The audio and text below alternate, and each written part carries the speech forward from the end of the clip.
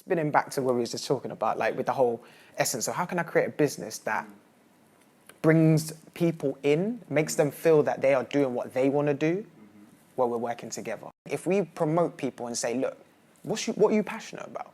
You know, what do you like to do? Let's find a way where we can work together and do that, and then find a business that's marketable that we can service.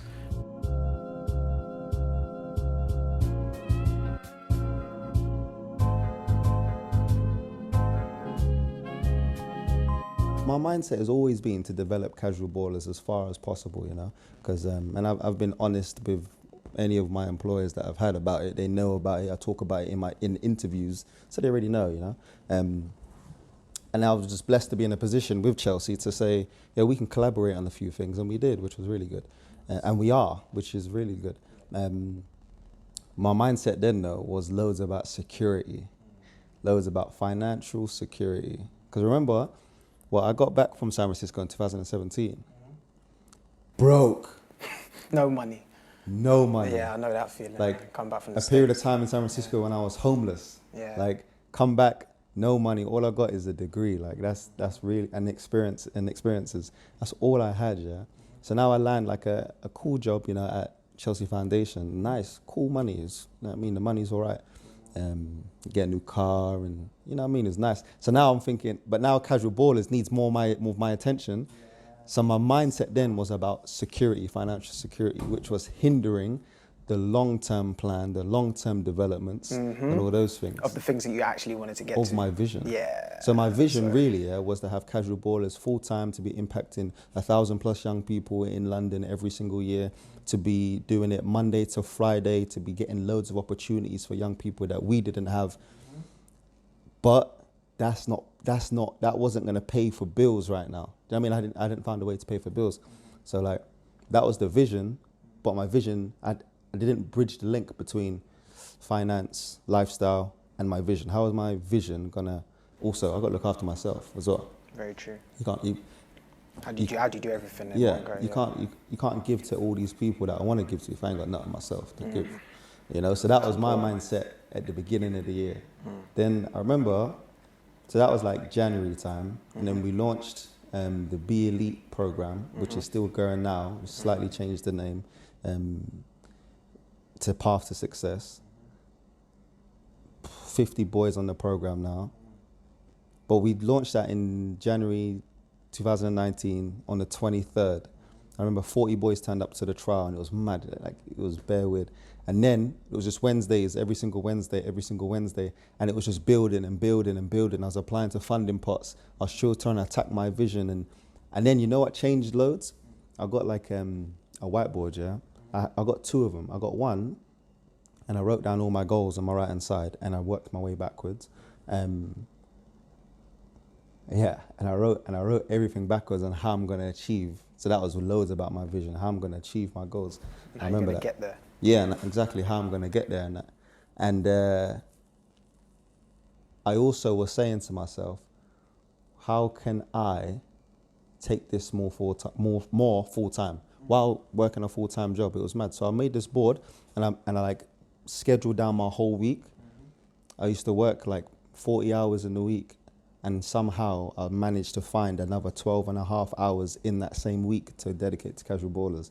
So I was waking up at 4 in the morning, going to the gym, going down to Fulham, working on CasualBallerz up until 8, then working for Chelsea up until 6, then going to CasualBallerz 6:30 to 8:30, then going home. Then sometimes I had training after that. It was mad.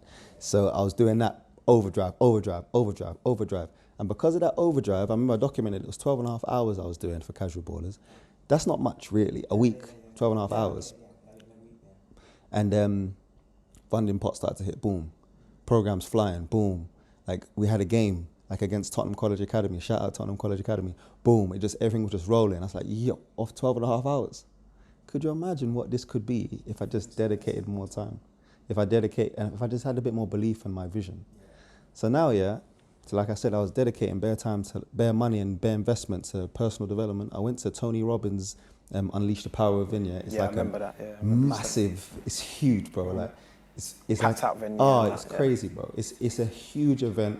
Does it all over the world, in Australia, in LA, does it in Vegas, does it in London, I think he's doing one in Birmingham this year coming.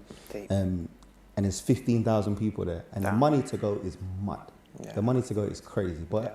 I took loads away from it. So he was talking bare, yeah, about, it's so sick that we're talking about like vision and that. Because he was talking bare about like things that are hindering you from actually achieving the things you want to achieve. And 15,000 people in there, and you all got notebooks and stuff. And a part of it was, by the way, it was 8 to 11 p.m. Oh, wow, for okay. 4 days a week. It was Yeah. for 4 days straight. So that's jam-packed. It was That's- crazy. Yeah. For a part of it, yeah, you had to write down, honestly, all of the things that are helping you at the time, all of the things that are bringing you back from your goals, from your vision, from where you see yourself, from who you want to be and where you want to be. One of the biggest ones, yeah. So my things that was helping me was, you know, family, and just friends and relationships that I had and that I still have.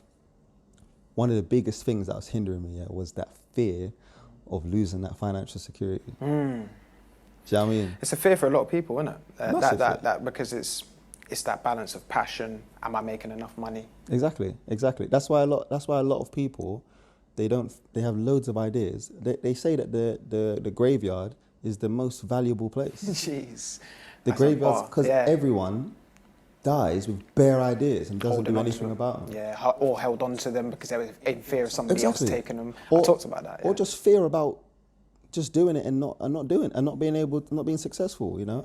And I was definitely fell into that category. So then post that now. So I was like, all right, cool. Let me focus on what I'm good at. Yeah, I'm not gonna focus on what if I do this and it don't work, or I quit my job and it don't work. Because I said first, I said, all right, cool. I can plan. I can be innovative. I know I can really grind, and I've really been grinding, like, you know. So I said, all right, cool. Let me try and make enough money for CasualBallerz to then pull me away financially from Chelsea. And still have a relationship with Chelsea because there's amazing people over there. Gareth Davies, amazing person. Then you go further down the line, you do that, you try and do it, and you get somewhere close, not too close, but closer than you would have been in terms of finance for CasualBallerz to be able to pull yourself away. But then you start to realize this ain't how it works. You can't wait for full-time money to go full-time. You have to work full-time. You have to, prepare for it. And then full-time money will come. It will find you. That's right. Yeah. That's how it goes. Yeah. Not the other way around. Exactly. So really it was just a shield. I was like, all right, cool. I'm just going to stay in this security until I find the money, and then I'm going to go. Like, that gives me more security. Nah. What I had to do and what I did do in the end was I need to say, like, I need to go part-time. Buy it, so I need to go part-time, and then find a way to make my money. Do you know what I mean? Find a way to be able to sustain the lifestyle that I had, and that I still have. And one of the biggest things I took away from that Tony Robbins thing was about burning your boats. So he says, you want to go to a war with another island, the best way to go and win that war is by getting in your boats, getting to the island, and burning your boats at their island. To conquer their island, that's what you have to do. Because there's no going back. Exactly. There's no going back. Yeah. You have to do it. Yeah, there's no like, oh, it's not worked on that now. Let's figure it out. You change your shoulds into must.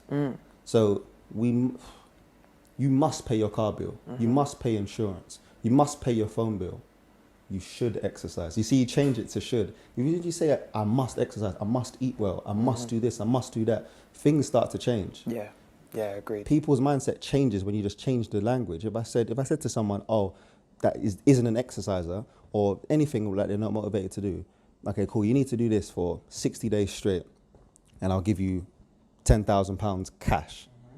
They're still less likely to do it than if I said to them, you need to do this for 60 days straight, or I'm going to murk your mum. And if they got a relationship with their mum. You think they're not doing it?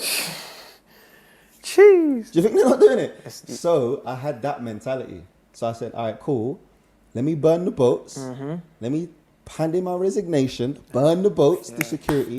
Now I have to do it. Now I have to make it work. Otherwise, I got to give back my car. I got to... It's all done. All the lifestyle's done. Everything that I want to do, no holidays, no nothing, everything's done. And that was one of the biggest turning points for me in 2019. Did it. Wanted to go, it was crazy. Wanted to go part-time. So it started off, all right, cool, make full-time money, then go full-time. Not going to work. Try and go part-time, so you got more time, then make full-time money, then go full-time. Not worked, because it didn't work for Chelsea. Chelsea didn't want to do that. So in the end, I had to quit. You had to do exactly what you were doing. Jumping no deep end. Yeah. I had to quit the whole full-time role. Luckily, I do sessional work for them, cool. which has worked out really well because the sessional work has turned out to be a lot of collaborative efforts with CasualBallerz. So there's still some financial security from Chelsea as long as I do the sessional hours, and then I also now pay myself with CasualBallerz. So, and I've been able to maintain my lifestyle. So now the transition is way more seamless, you know. And it goes back vision. 100%, bro. You gotta believe in it, bro. That vision. That's what I'm talking about. And I mean, like, me say what my first post was last year. My first post was a video actually, it was basically me walking in my town centre. Shout out Slough. It was walking in the Queensmere, and I was literally I was like, what do I want to do for the first day of the year? You know, everyone's talking about resolutions, and I've never really been about that. I stay kind of on the same vibe, same path. So I was like, I just made a little quick video talking about charity and talking about just the shopping centre in general and businesses in general. We're so bred to take, to receive. We build up things so that we can say, yeah, what can you sign up for? What can you buy? And I thought, as important as that may be, because like you said, we got those important things. You got to pay bills. You got to do that. You got to make these things happen. The must. The must. And those things are must. So in your mind, you make way for them to happen. Exactly. So I was just like, look, what else is a must in my mind? And for me, things are treating people the right way. 100%. Providing value to people that I work with. Yeah. Especially because it's a service. You know, it's not a product. I'm not giving you something and you're gone. You have to remember me, and it's going to be back in your head. So I was just like, let me think about other people other than myself. How can I create a business format and a platform that I can still fulfill my passion, but I still have the ability to, you know, give back something, in a sense being charitable, because the whole essence of charity is kind of a little bit difficult for a lot of people to understand. It's just like, where do you go? How much do you give?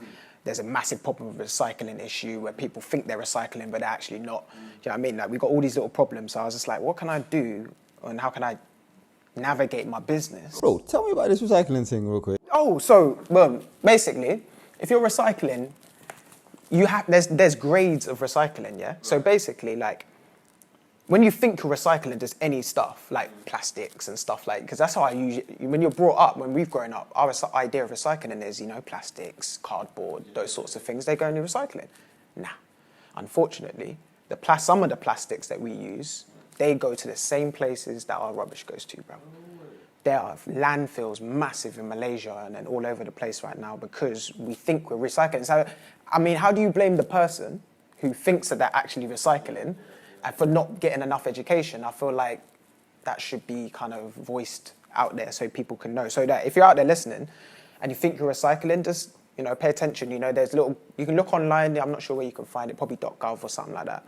But yeah, it specifically says on each packaging what grade of recycling it's meant to be, and then what bin and stuff you're supposed to put Recycle, kids. Recycle. Save and there's levels to recycling now. There's levels to Imagine, it's not levels just recycle, you know what I'm saying? Man. So yeah, that's a quick one on the recycling. But spinning back to what we were just talking about, like with the whole essence of how can I create a business that brings people in, makes them feel that they are doing what they want to do while we're working together. And we can make money, because that whole essence of employment is where the bridge starts to build. It's like, all right, I'm doing well now. I'm rolling. The business is doing good because I'm the CEO. I'm doing good. And then you're there like assistant, just cracking away, doing all the hot, do you know what I mean? Like the balance becomes a little bit uneven. Whereas I think if we promote people and say, look, what are you passionate about? You know, what do you like to do? Let's find a way where we can work together and do that, and then find a business that's marketable that we can service. Because there's always going to, like you said, you're working in the fund industry as well, particularly where, you know, you can apply for those sorts of things. You know, it don't work like that in every industry, but if we have that mindset of like, yo, let's create a business where it's almost like on a charitable sense. It's like I'm giving back. You have a purpose larger than yourself. As soon as you have a purpose larger than yourself, you'll elevate to levels that you would never know. Because it goes back to that same scenario. You will do the things that you need to do. If I said I will murk your mum if you don't do it. Because you do more for other people than you would do for yourself.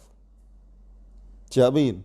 Precisely, it spills into that, and it goes back to it again. It's all vision. It's all like, you know, that's just the first post of the year, and I was thinking, like, now that I look to where I've got to this year or over the year, I think, you know, I've fulfilled quite a few of those things. You know, like I've serviced and worked with people by, you know, not looking to get some ego or some credibility out of it. It's literally like An organic and authentic collaboration. Like when we just bucked up this year, my dog.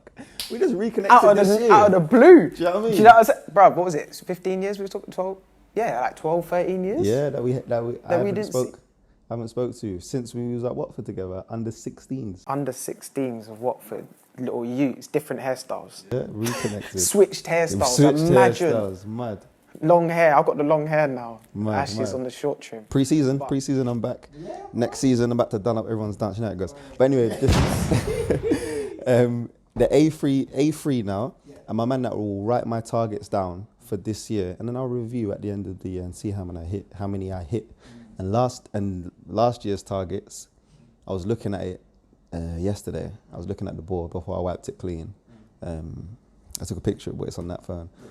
And I'd say I got through about 65 to 70% of my targets. That's solid, man. Which ain't bad. You say we got to remember as well that like a lot of people, they don't even get to what they want to do. I know. For you to get through 65% of what you would wanted to do, yeah. that's a massive. I feel like it's at least like 80% in CasualBallerz. Yeah.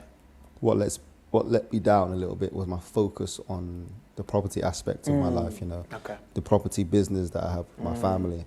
Didn't dedicate as much time to that as I could have or maybe should have, and was solely dedicated on CasualBallerz. Yeah. Maybe this year we'll switch it up. It's all good. That's what targets are for, innit? And if I didn't write that down, I would never have known that I've gone a bit left on that. Whatever you want to do, think about where you might want to be in 12 months, in 18 months, even in a month. You don't have to be that far ahead. Sometimes you can be like, look, I just want to get here, and let me see where it goes. And then you go here, and then you build off of it. Yeah, there's another level.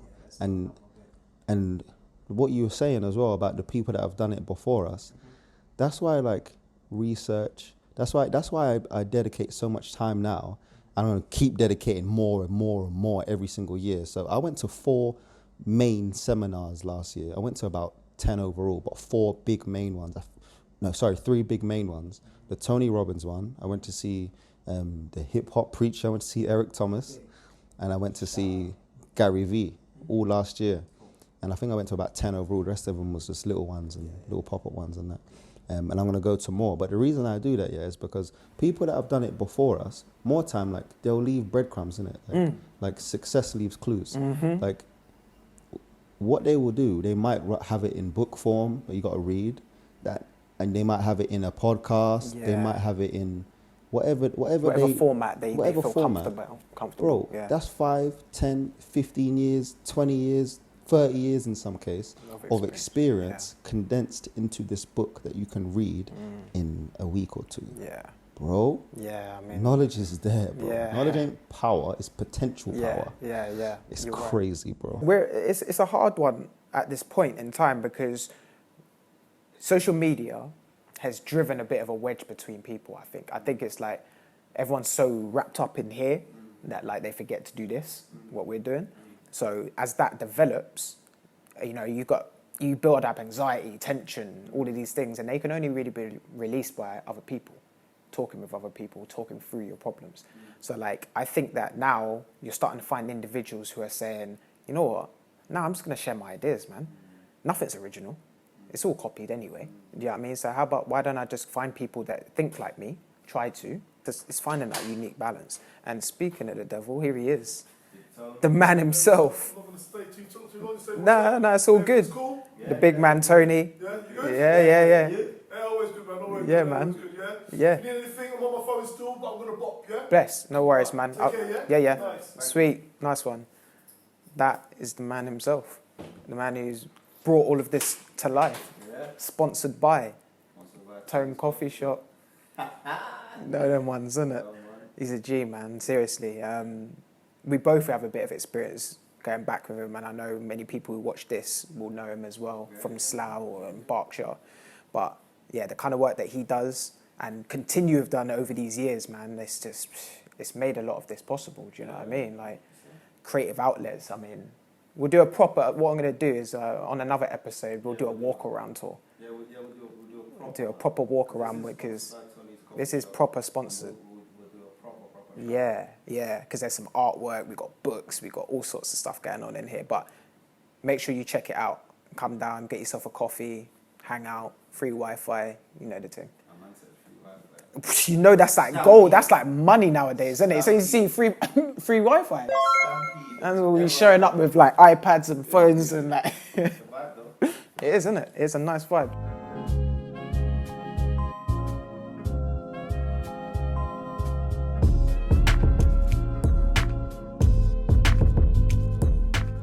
And I can't express this enough.